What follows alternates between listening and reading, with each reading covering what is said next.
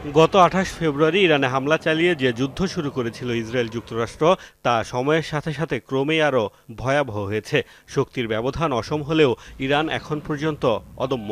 দেশটির সামরিক সক্ষমতা প্রায় ধ্বংসের দাবি কয়েকবারই করে ফেলেছেন মার্কিন প্রেসিডেন্ট ডোনাল্ড ট্রাম্প। অথচ সময়ের সাথে সাথে উল্টা আরও বিধ্বংসী হয়ে উঠেছে তেহরান।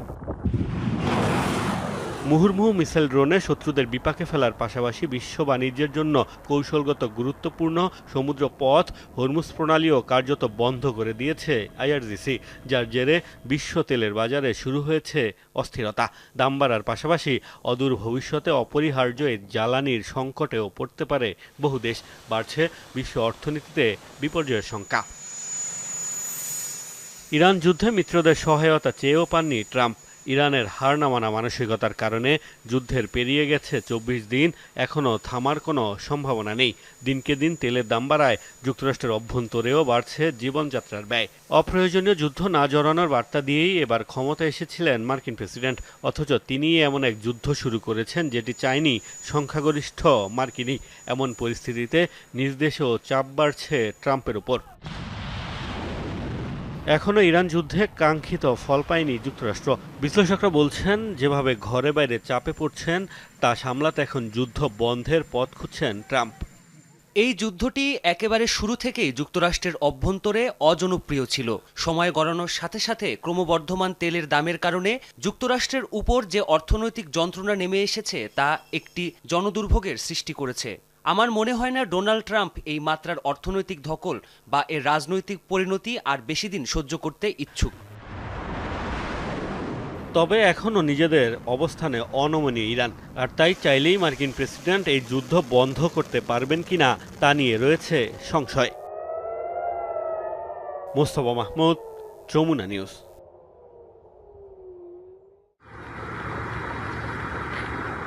পুড়ছে ইরাকের ইরবিলে অবস্থিত মার্কিন কনসুলেট। ১০০ কিলোমিটার দূরের শহর মসুল থেকে হামলা চালায় ইরানপন্থী সশস্ত্র যোদ্ধারা। এমনকি ইরাক থেকে হামলা হয়েছে সিরিয়ার উত্তর পূর্বাঞ্চলের মার্কিন ঘাঁটিতেও। সক্ষমতায় ধারের কাছে না থাকলেও এসব সশস্ত্র গোষ্ঠীগুলোর হামলার পাল্লা বড় ধরনের চিন্তার কারণ হয়ে দাঁড়িয়েছে যুক্তরাষ্ট্রের জন্য। কেননা ইরাকের ৩ প্রদেশে ছড়িয়ে ছিটিয়ে রয়েছে বহু মার্কিন সামরিক ও কূটনৈতিক স্থাপনা। যুদ্ধ শুরুর পর দফায় দফায় হামলার শিকার হয়েছে ইরাকের মার্কিন স্থাপনাগুলো। এসব হামলার বেশিরভাগেরই পিছনে ছিল ইরানপন্থী গোষ্ঠী পপুলার মোবিলাইজেশন ফোর্স পিএমএফ। মূলত শিয়া যোদ্ধাদের নিয়ে গঠিত একটি সশস্ত্র বাহিনী এই পিএমএফ। এদিকে সশস্ত্র গোষ্ঠীটিকে নিশ্চিহ্ন করতে বারবারই পিএমএফ এর ঘাঁটি লক্ষ্য করে হামলা চালিয়েছে যুক্তরাষ্ট্র। সোমবার আনবার প্রদেশে চালানো হামলায় প্রাণ হারান পিএমএফ প্রধান সাদ দুয়াই।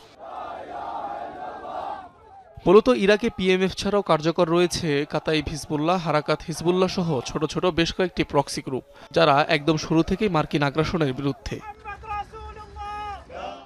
এছাড়াও স্বায়ত্তশাসিত কুর্দিস্তানও দাঁড়িয়েছে যুক্তরাষ্ট্র ইসরায়েল ইরান যুদ্ধের আরেক ফ্রন্টলাইন হিসেবে। অঞ্চলটিতে যুদ্ধ শুরুর পর থেকেই হামলা চালিয়ে যাচ্ছে ইরানপন্থী সশস্ত্র গোষ্ঠীগুলো।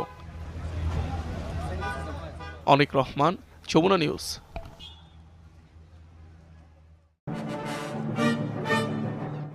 মিসাইলের গায়ে লেখা হচ্ছে শত্রুদের প্রতি হুঁশিয়ারি বার্তা।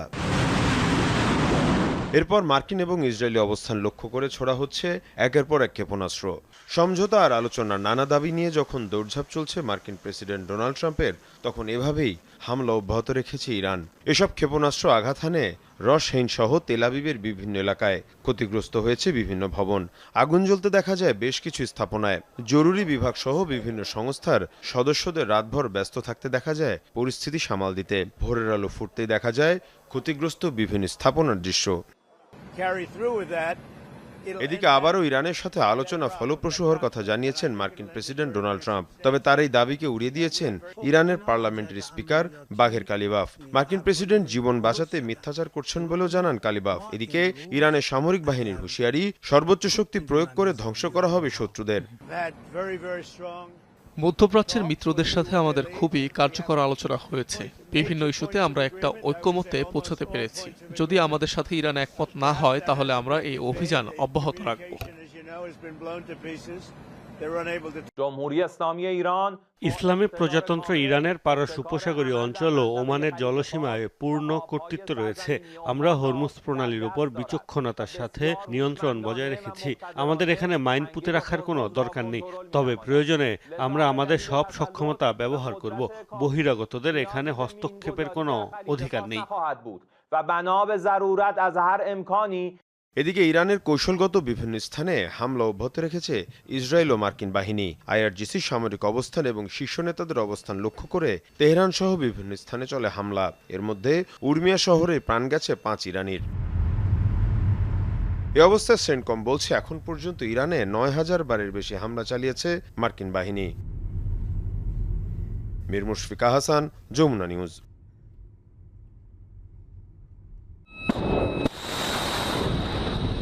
USS Gerald R Ford. ইরানের সাথে চলমান যুদ্ধে মার্কিন নৌবাহিনীর সবচেয়ে বড় ও প্রযুক্তিগতভাবে উন্নত এই বিমানবাহী রণতরীটিকে মধ্যপ্রাচ্যে মোতায়েন করেছিল পেন্টাগন।